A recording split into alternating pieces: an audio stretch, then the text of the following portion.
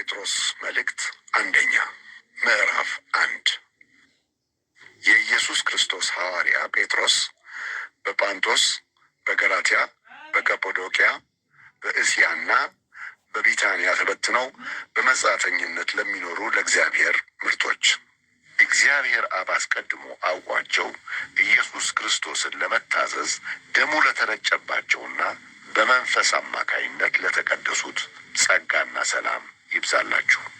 የጌታችን የኢየሱስ ክርስቶስ አምላክና አባት ይባረክ።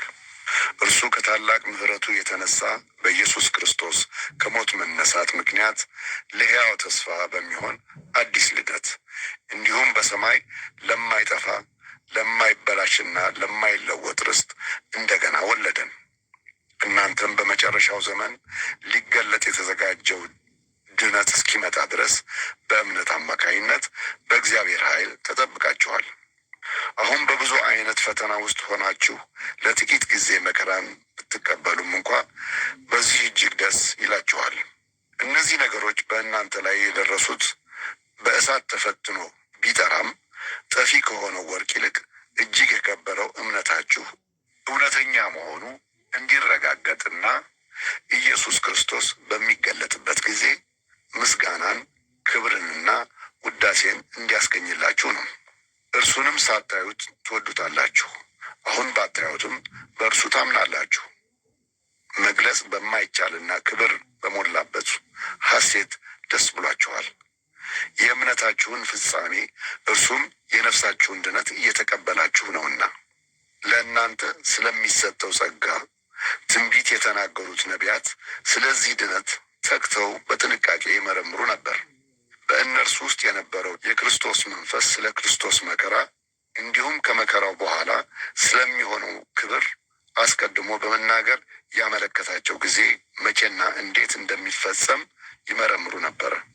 አሁን ከሰማይ በተላከ መንፈስ ቅዱስ ወንጌልን ባበሰሩላችሁ ሰዎች የነገሯችሁን ነገር ባወሩላችሁ ጊዜ እናንተን እንጂ ራሳቸውን እንዳላገለገሉ ተገለጠላቸው።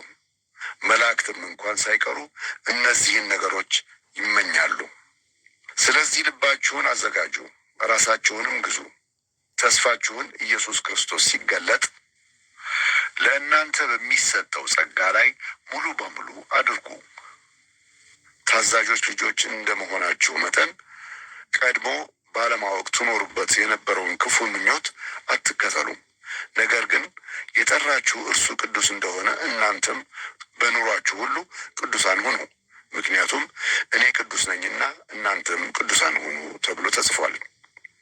ለሰው ሳያዳላ በእያንዳንዱ ላይ እንደየሥራው የሚፈርደውን አባት ብላችሁ የምትጠሩ ከሆነ በዚህ ምድር በእንግድነት ስትኖሩ በፍርሃት ኑሩ። ከቀድሞ አባቶቻችሁ ከወረሳችሁት ከንቱ ከሆነ ሕይወት የተዋጃችሁት በሚጠፋ ነገር በብር ወይም በወርቅ እንዳልሆነ ታውቃላችሁ። ነገር ግን እናንተ የተዋጃችሁት ነውርና እንከን እንደሌለበት በግ ደም በክርስቶስ ክቡር ደም ነው። እርሱ አስቀድሞ የታወቀ ዓለም ከመፈጠሩ በፊት ሲሆን አሁን ግን በመጨረሻ ዘመን ስለ እናንተ ተገለጠ። በእርሱም አማካይነት ከሞት ባስነሳውና ክብርን በሰጠው በእግዚአብሔር ታምናላችሁ። ስለዚህ እምነታችሁና ተስፋችሁ በእግዚአብሔር ላይ ነው። እንግዲህ ለእውነት በመታዘዝ ነፍሳችሁን ስላነጻችሁ ለወንድሞቻችሁ ቅን ፍቅር ይኑራችሁ። እርስ በርሳችሁ አጥብቃችሁ ከልብ ተዋደዱ።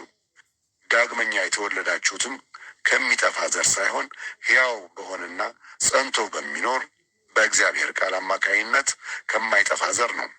ምክንያቱም መጽሐፍ እንደሚል ሥጋ ለባሽ ሁሉ እንደ ሳር ነው፣ ክብሩም ሁሉ እንደ ሜዳ አበባ ነው።